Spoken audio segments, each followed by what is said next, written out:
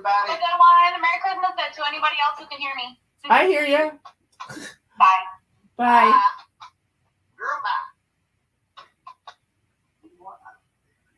Hey guys, are we ready to do Lena's weather? She's gone. She's gone? She is. She said that she told somebody that she wasn't doing Spanish weather. Is that what you're talking about? That's what I'm talking about. That she is gone. She left a long time ago. All right, that's fine. That's what I need to know. Thanks. Bye. Yep. Bye. Thanks, Johnny. See you later, man.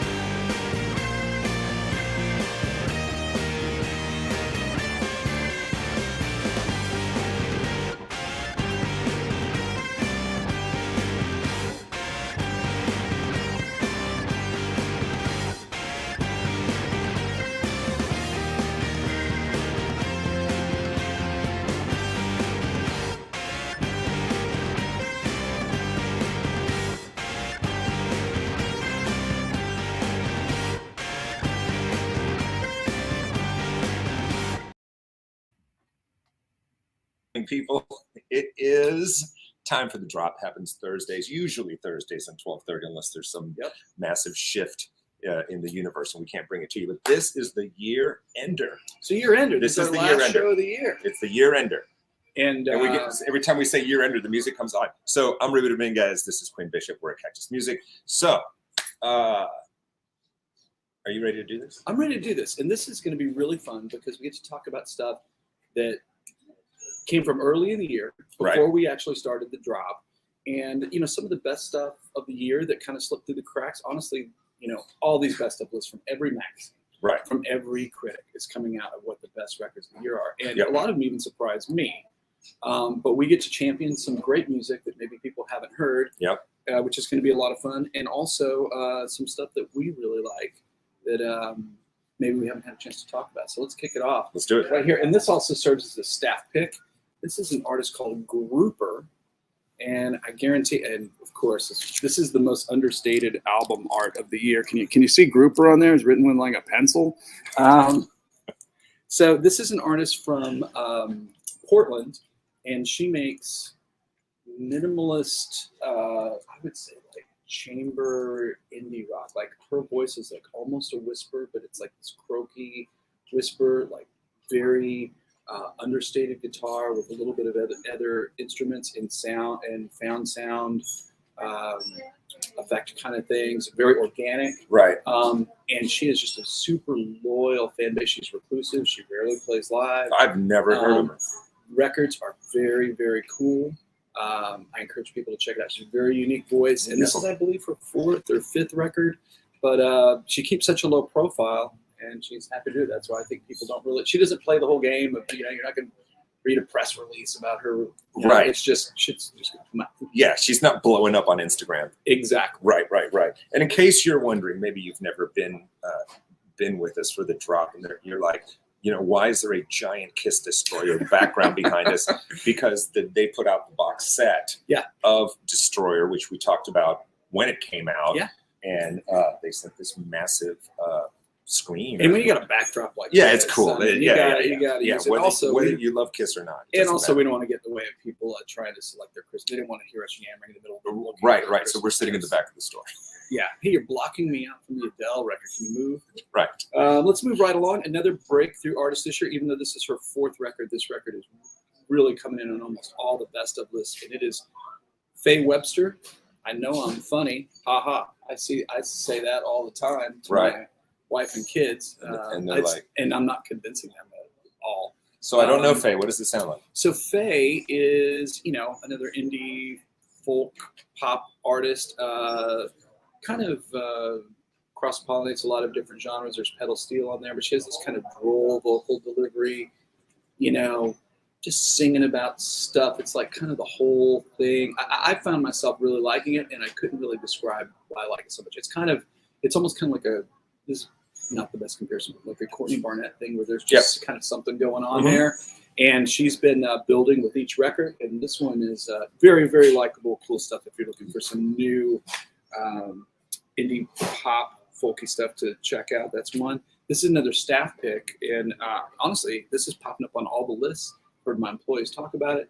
Had not actually heard it. This is Little Sims. Sometimes I might be introvert, and she's a British hip hop artist, but I hate to put her in that box because the record is really, really soulful. Elements of neo soul and all that with her rapping over it. It's really a lush sounding hip hop record, but it's fun, because she's got that kind of British accent. It is a very cool record, and I don't think it really sounds like much else that's come out this year, hip hop wise. And, cool. It's a great record. Learning things. We keep it hip hop here. The self-titled Vince Staples record dropped this year. No vinyl component for that, but this is a good sleeve face jacket. Oh, that's perfect. Yeah, isn't it? That's a good one. It's good. It's the sleeve face. But this record is very, I guess, like a storyteller for hip hop records. I think those are some of my favorite hip hop records, much like blues records. I mean, they're telling a personal story through the record, and this is it for him. People are saying this is his best record. He's had some great ones. So there you go. Okay, we've talked about this artist several times, and we've talked about this record. I think it's our first drop. That's making some lists. Very first drop. This is on a bunch of lists, and justifiably so. This is the Madlib Sound Ancestors record. So this is a collaboration with Fortet, and it's noteworthy because they collaborated on the Magdalena record with Emmet. So there's a lot of those elements to it. For me, from like a production standpoint, it's interesting how everything is stitched together. It is a very compelling sounding record and worth your time to listen to. And this, we actually have a indie store exclusive colored vinyl. I don't know what color it is, but it is. Again, a record that doesn't really sound like anything else. It's very cool. It's out this year that you should check out. And then I picked this one. This one snuck past us, and it is really a kooky record. Jarvis Cocker from Pulp. Highly regarded Britpop guy from back in the day. I guess his buddies with Wes Anderson, so he did this album under a alias Tip Top, and it's songs inspired by the French Dispatch film, Wes Anderson's film, and even the cover looks very French, right? Yeah. So I haven't seen it pop up on a bunch of lists, but I didn't even know it's cool. Jarvis Cocker, Wes Anderson, two leaders in their chosen art field. forms. Yeah. And that's such an unusual directorial style to that film, where it's almost like a magazine, and these songs relate to it. It's cool. Very cool. We've talked about this record before. That's on a lot of lists. I was going to say. This is you and I were talking about albums of the year. This was really close to mine. Yeah. And this is the Floating Points, Pharoah Sanders in the London Symphony Orchestra. I'll say kind of what I said about this record before. You don't own a record that sounds like this. This is Floating Points, which is an electronic music producer, artist from England.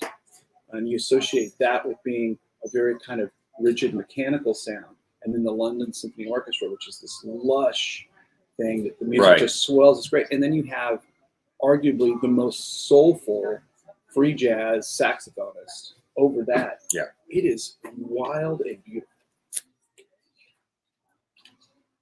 Yes, that's one of those. It's one of those records you don't know how this happened, but you're so glad that it did. Right.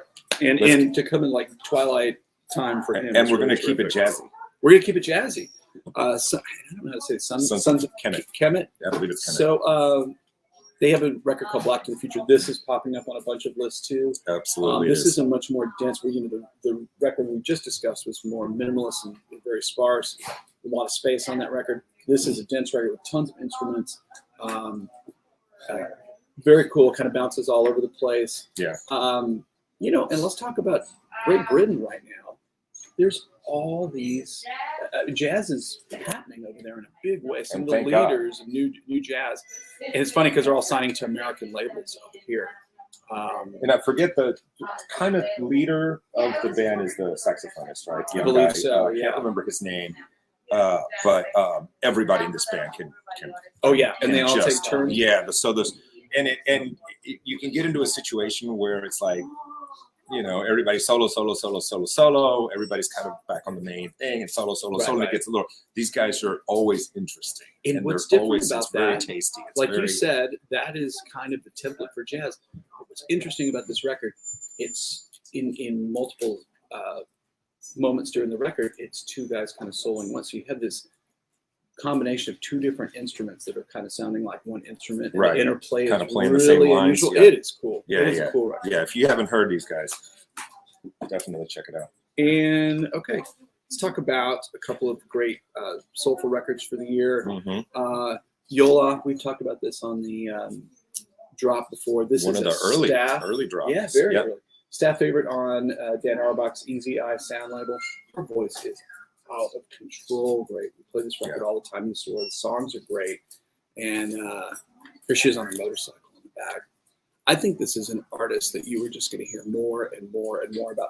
I bet by the time we're on like LP4 by her, she could even be a household name. She is great. Yeah, she's gonna put some Grammys on the shelf. Yeah, and live just blow you away. Wow, super cool.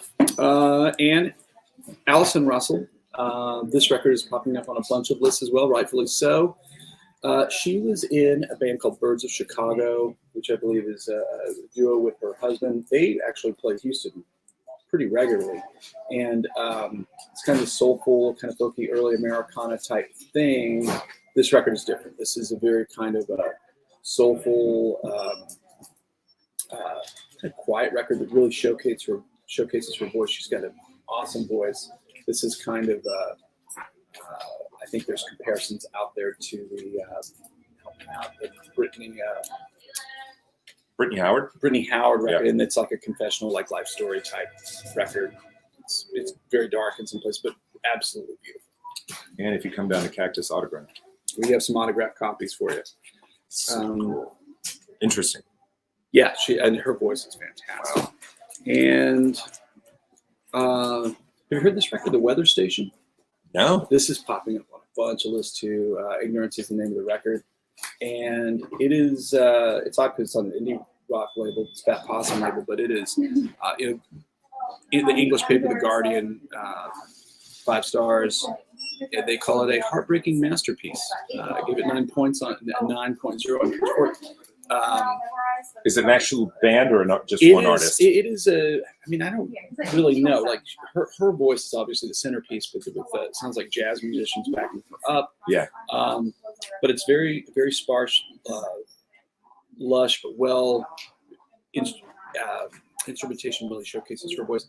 For lack of a better comparison, I would compare her voice to Fiona Apple. It's got that type of yeah. just kind of very emotive, but technically great. So it is a very cool record. Boy, you jump right in. Like it's one of those records like first track. It's like downshifts in here. Right. You're like, whoa, Good stuff.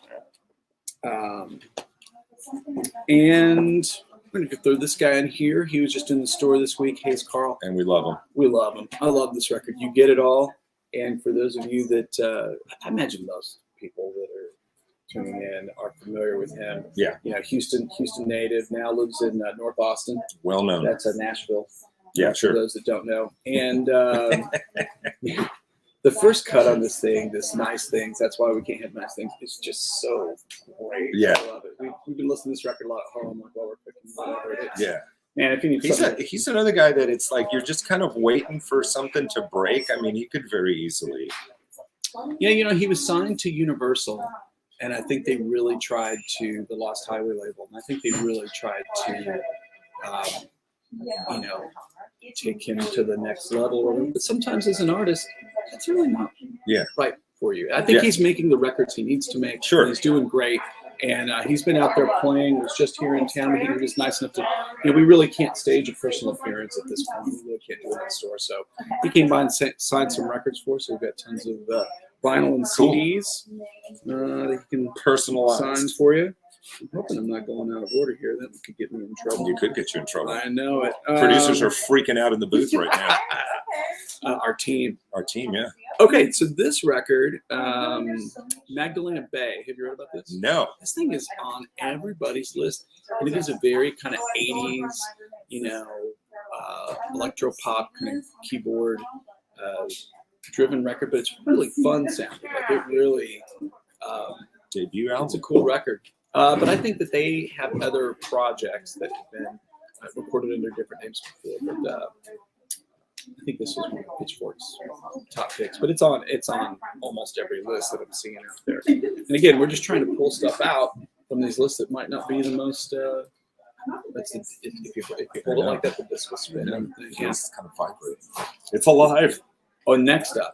Okay. Now, and then, again, we're going to talk about stuff that people want to hear. Right. I'm going to even let you hold that one because this is. Can you see it? Can you read it? So this is Glow On by Turnstile. You know, I guess the first time I heard him, I was just, you know, I'm like, good little, you know, kind of modern day hardcore band and stuff. And always had, you know, just these great, you know, you can just see a big pit in front of the stage with these guys going nuts on. And then they dropped this thing. And it's, if you haven't heard it, there are, what I love is like and you could hear it in the first time I heard him, but the singers really got that kind of like that vocal that if you love like the early 90s, you know, kind of hardcore scene, especially the East Coast stuff. If you love like Snapcase and Earth Crisis, it has those, you know, it has those moments, and his voice is very much like those vocalists. But then they do this. There's like these melodic moments. Yeah, and just flying in different types of music. And even with the record starts with like this almost kind of, I don't know, ethereal kind of new wavy thing that's Underwater Boy is ears, like you wouldn't even know it's them. Guys guitar. Yeah. Oh, it's amazing. It's really well done, and I've seen lots of live video of these guys, and you know, I don't know how at the end of the set you don't have to take them to the emergency room because it is completely high energy stage diving, just bonkers on stage. If you want to really get the party started at your house. And I will. I'll say that on a cultural level, like that record is really connected with people. Like it is a big record, and maybe whatever their next record would be big anyway. But this is the right record at the right time. You've got to feel that about those guys that they just came. Yeah, no, absolutely. And it's really arty and out there for hardcore band. I think that's what it is a departure. Absolutely. Okay, we've got some kind of power poppy classic rock stuff here. Here's a name people might not be familiar with, Joey Molland. Joey is the lone surviving member of the band Badfinger from the early 70s. Oh, wow. The Apple recording artist. Sure. Band, and he's returned with a new solo record. He makes a record every 5 years or so They're all really good. I think.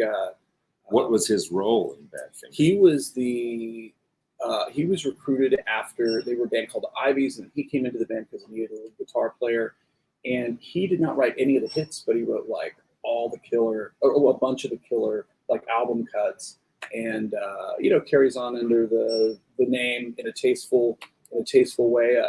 Great player. I mean, he was there with the Beatles. He played on All Things Must Pass. Was on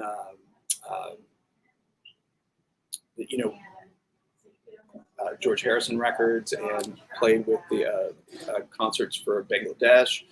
So a historic musical figure that's kind of maybe not so well known, but worth checking out if you're a Very classic cool rock guy. Yeah, it's a good record. Very cool. And this is one of my favorites for the year. One of them. We'll talk more about that later. But Teenage Fan Club emerged this year. One principal songwriter less. They're an unusual band in that almost without exception, it's 3 different guys that write 4 songs each for every record, and then a band member stepped off, so they split up the material. And this is Endless Arcade, which is another band that had everything teed up around this record, and all the wheels fell off like it did for everything else. But this is really a terrific record. I think people are a little scared of it because you have one of the principal songwriters stepping off, right, and just 2 writers sharing the songwriting chores. But it's really great. If you like 90s alternative power pop stuff, man, it just scratches that itch. Probably like nothing else this year. Yep. And we have a few autographed copies. Yep, left. You autographed get this copies cool, here. Give them as gifts. Art print. Yeah, Get down that's here. Good gift. Who's calling? Where's my phone ringing like this? These people know I'm busy. Get All off, right. get off They're calling the store. drop. They're calling the store. This is kind of an obvious one, but it's great. Gillian Welch and David Rawlings, their record, All the Good Times. It did win the 2021 Best Folk Album.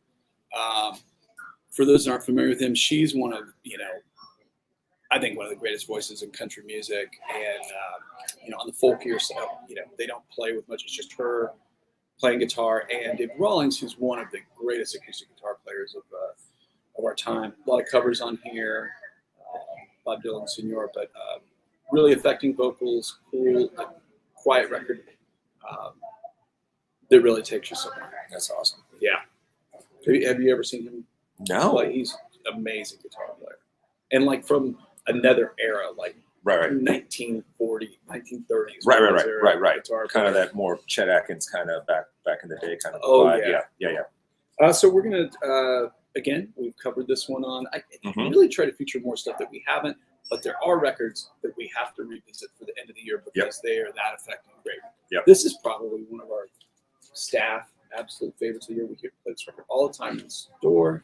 Duran Jones and the Indications, and where his first record was the everything leading up to this was more of a hard soul thing. This is more of like a chilly disco 70s vibe. Yeah. It's really awesome. good. It is really, really cool. And great band. They blew the roof off the record store where they played here. And I can't remember what I was watching. I was watching something on YouTube one night. You know how they suggest? Oh, sure. Like, so this guy pops up, and that's how I found out about it. And I was like, "What is that?" And I just kept clicking different videos. Yeah, they are a terrific band. Yeah, man. Great live band. They're one of the bands. Yeah. That when all this pandemic nonsense gets to a place where we can see shows, I cannot wait to see this. Yeah, band I'd love to see because that. that is a party. Yeah, that is a party. Yeah, I think Witchy was the first one I saw. Cool. And This is on Red Nebula vinyl. Come on. Red Nebula. Red Nebula. It sounds like Red Nebula.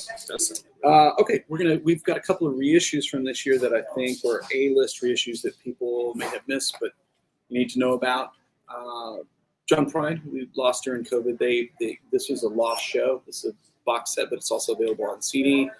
John Prine recorded live at the other end. I have 4 LPs from absolutely at his prime. Right. Prime. All the tunes that you really want to hear from him, Dear Abby and Hello in There, and pretty good.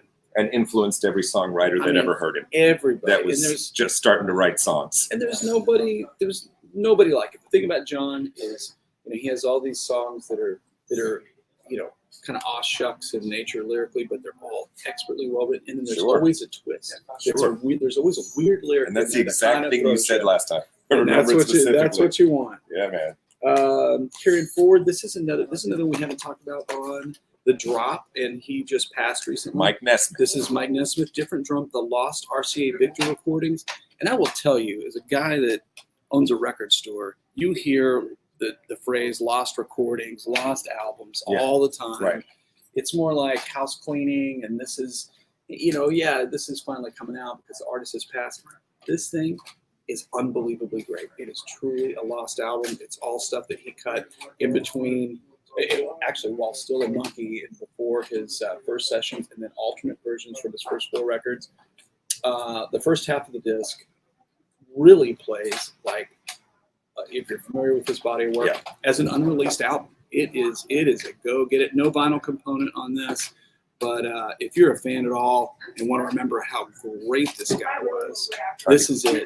Trying to get you to see he's looking very suit. He's looking very Grand Ole Opry. I wonder if that's a classic nudie he had done he was one of the first rock and roll guys to wear the nudie suit, and I always get in trouble. This is it's probably one of the most controversial things that you hear that I will say that people get really twisted up about, and that is that the pioneer, the granddaddy of country rock is always laid at the feet of Graham Parsons. Graham Parsons, of course. But I say that there's no greater influence for country upon rock music listeners than a guy singing a country song on a records that sold more than the Beatles and the Rolling Stones in the 60s. That 1 or 2 country tracks on those Monkees records transformed a bunch of listeners. That's a great point, man. And while I've never heard that. While he never sold that many records, he beat Graham to the punch. And I'm not just Graham is great. Sure. Graham's records are terrific, but I think he was actually it starts with Mike. And wow, he was awesome. Well, there you go. So let the hate mail fly. A fitting tribute. A fitting tribute. This is one we haven't talked about, and this thing came out and it sold out immediately because of word of mouth, so we couldn't talk about it on the drop.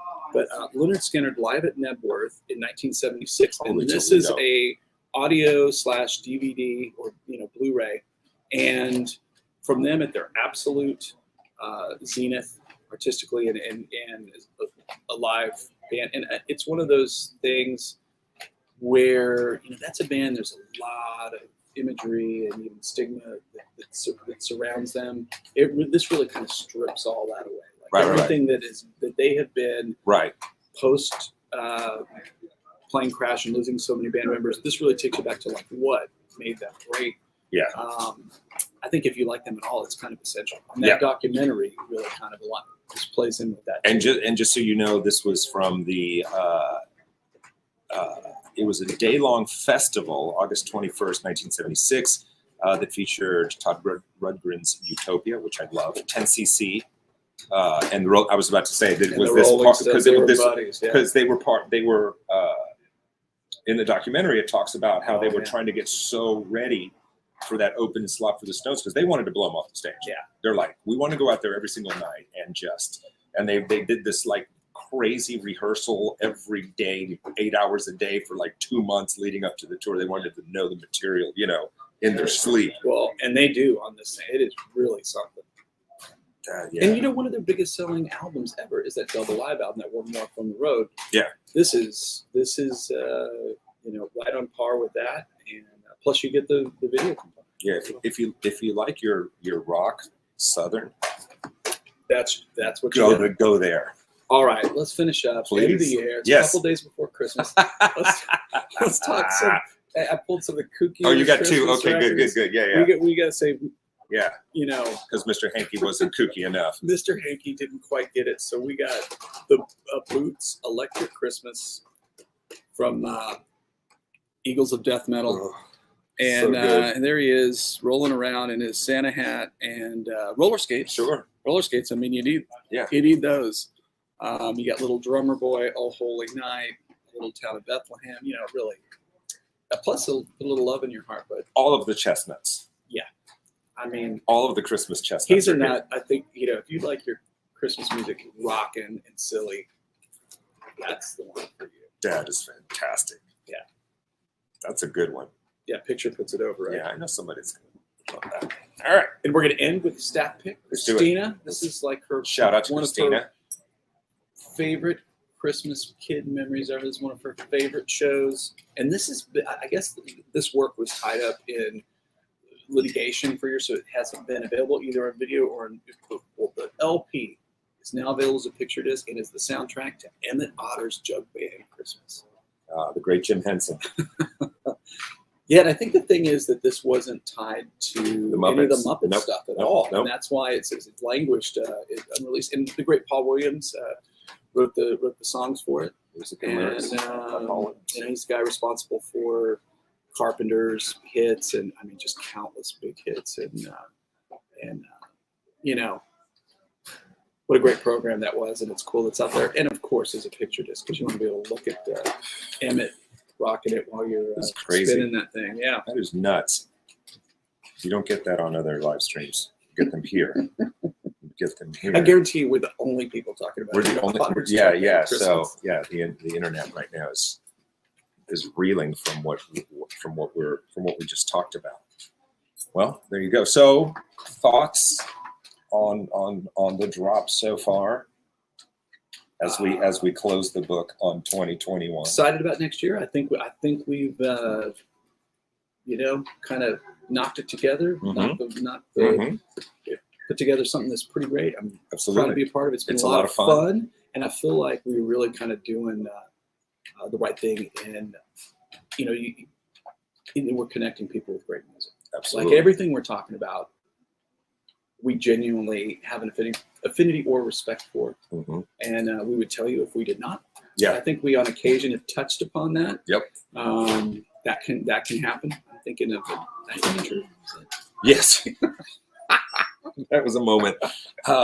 Well, and one of my secret wishes has come true. Oh yeah. We finished the year without talking about another King Gizzard. Oh man. Well, Somebody's out there's going to see this and hate me and want to kill me. this is what I'm thinking. Just in the space that we haven't been talking about them and rolling into the new year, Sure. we're going to have to devote an entire drop to just all the releases that are stockpiling. Yeah, no, they're about to drop like a triple album. Yeah, I'm You going know, to let you handle. I'm going to let you handle the homework on that one. Right. Listening to those records. That's so you my can talk assignment about 'em. as- Yeah, I'll before we take off. return in the new year. Take off for that one. All right, so you know the drill, man. Come on down here, do a little shopping in person. If you are anywhere in the Houston area at Cactus Music, you can order stuff online from here. Oh yeah, you can.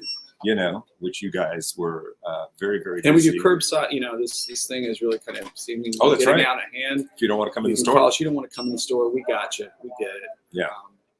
And you have great Miller. Watch our social media for new products, things that are showing up. Yeah. There's a lot of out of stocks out there, but we're scrounging trying to get everything and we can get our hands on. maybe when the latest wave comes to pass, you know, somewhere far down the road, those great in-store performances will return.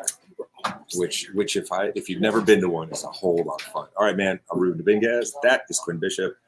Merry Christmas. everybody. Happy New Year. We'll see you guys in the new year. Peace.